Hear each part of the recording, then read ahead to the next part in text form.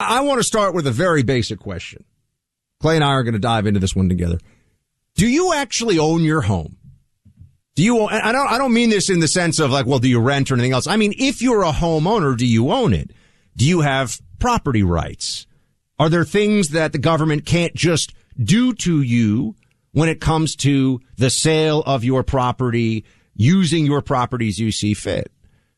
Better ask those questions and start to look for the answers, because right now, the CDC, that's right, apparently the CDC is somewhere on your deed for the house that you own, that you rent out, for the house that you own, that maybe you rent it to the basement, or you've got a guest cottage or whatever, or maybe it's an investment property.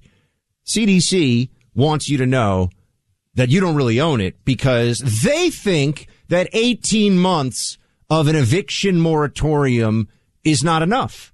Now, what's fascinating here is, before we even get into is this a good policy, and unsurprisingly, I think to all of you listening, I think it's a terrible policy. But before we even get into whether it's a wise decision, I think we could start with, is it a legal decision, a constitutional one? Because this administration has straight up said, the Biden administration has told you they do not have the constitutional authority to do this, but they're going to do it anyway. I've sought out constitutional scholars to determine what is the best possibility that would come from executive action or the CDC's judgment. What could they do that was most likely to pass muster constitutionally? The bulk of the constitutional scholarship says that it's not likely to pass constitutional muster, number one. But there are several key scholars who think that it may, and it's worth the effort. I love this on so many different levels. Let me start here. Biden, to his credit, I rarely hear anybody say this. Very rarely does anybody in a position of authority say, this is not constitutional, but we're going to do it anyway. And I'm surprised that Biden walked through the experts that he's actually, in theory, asked them what their opinion is of this potential decision.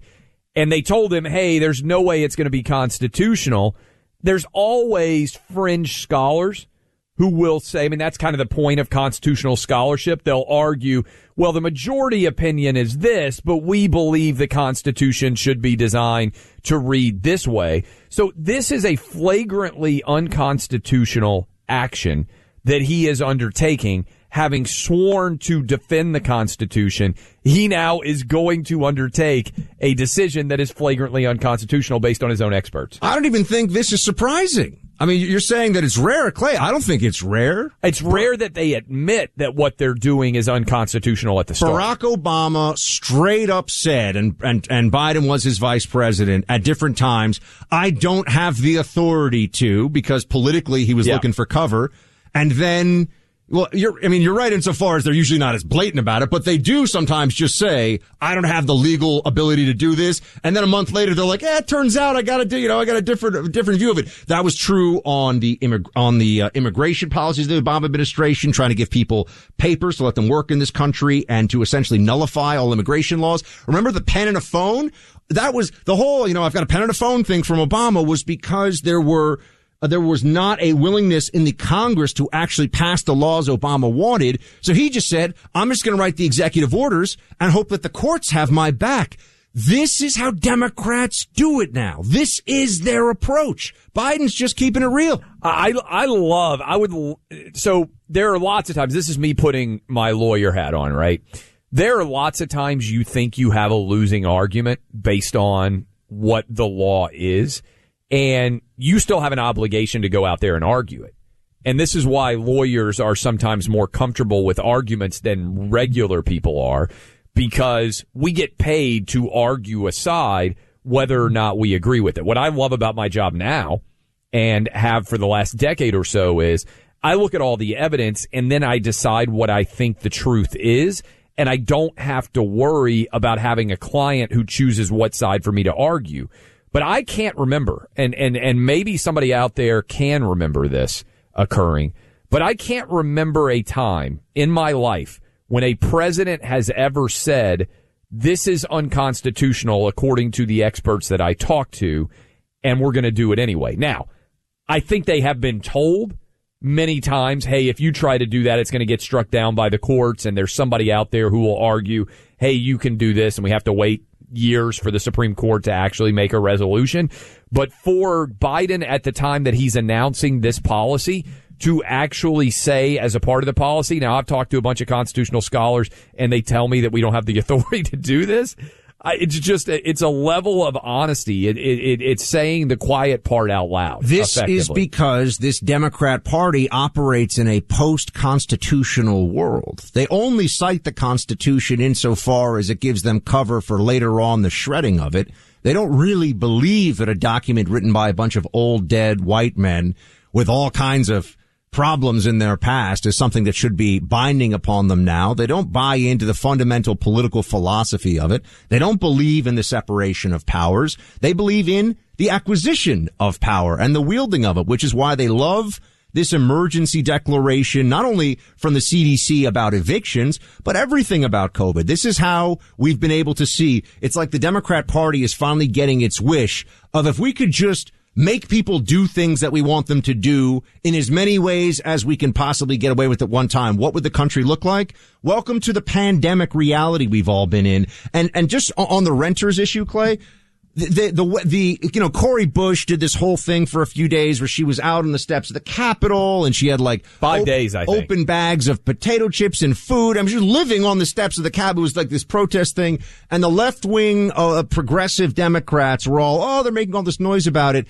They act like it's all fat cats, that the landlords, this is real Marxist agitation stuff.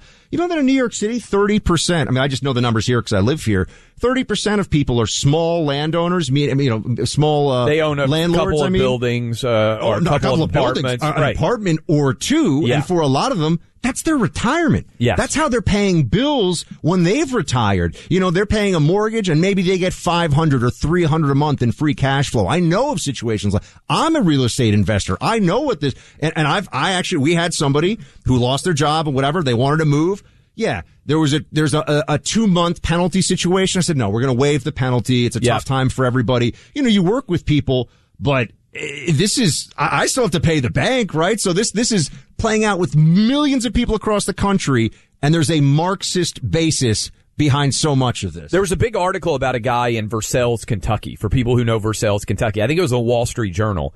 He owns an apartment complex there. He manages it himself. He fixes everything. He makes $75,000 a year. And so what's going to happen with the capital gains tax rate? He was thinking, I will sell this property and it's going to fund my retirement, because that's what he's been doing for years and years. And to your point, I think there's this idea that everybody who owns a property is wildly wealthy and swimming in cash. And very often it's not true. Let me also mention this.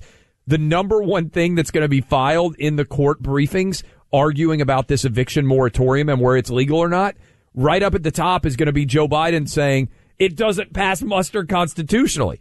So he's actually undercut his own legal argument with his public pronouncements before he even undertakes the action himself, which means to me, this is Biden being led by the left-wing rabble-rousers in his party when he knows they have no basis in reality. It's also why the way that they've stacked the judiciary in the Obama years. Now, Trump did a great, judges is where Trump gets to do backflips in the end zone, and I think there's no question about it. Supreme Court all the way down to the circuit courts. But all you need are some Obama appointee judges or even some Clinton appointee judges, and they'll deliver whatever the progressives want them to. But that's a point for another time.